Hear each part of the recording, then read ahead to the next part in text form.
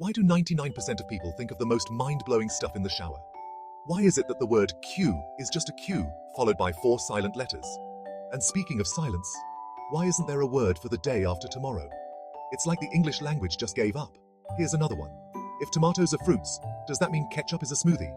And if you get out of the shower clean, then why does your towel get dirty? Are we all just living in a paradox? Okay, get this. If you replace W with T in what, where, and when, you get that, there, and then. Mind blown. And finally, have you ever realized that our brains named themselves? I mean, talk about an ego trip.